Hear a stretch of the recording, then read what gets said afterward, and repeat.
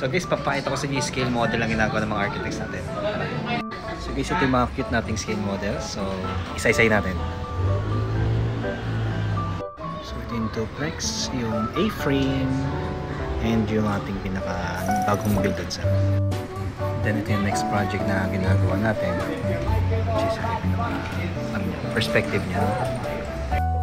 Project sa Orchard Dasmariñas. So ito yung pool, yung exterior design, concept, height niya, scale niya, kita-kita.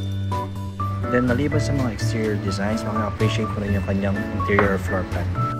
Example ay dito sa Cavite project natin. So yun, nakikita natin yung floor plan, yung stairs. Ayan, ganda no? And meron din ito sa ground floor.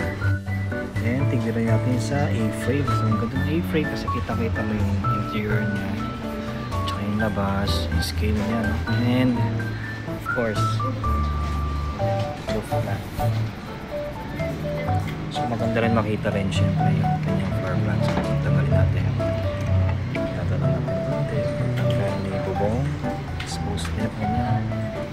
Naka-floor plan. So usually naabot ito ng mga around 5 days to 7 days bago matapos yung buong model dito sa ating 3D printer. So ito yung 3D printer natin.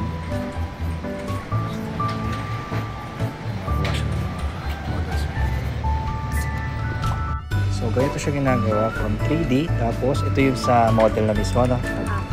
Ito mo. So ito yung i-print ng 3D printer. Tapos usually ilang oras inabot yung ganyan? Yung kanyari ganyang model.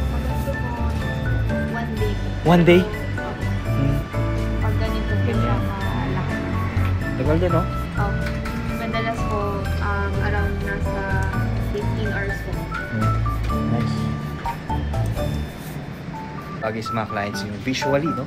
Kahit wala pa yung pinaka project is nabivisualize na nila or nakikita na nila yung pinaka final output ng overall exterior and interior design ko nila. So thank you for watching guys, and see you sa next vlogs natin.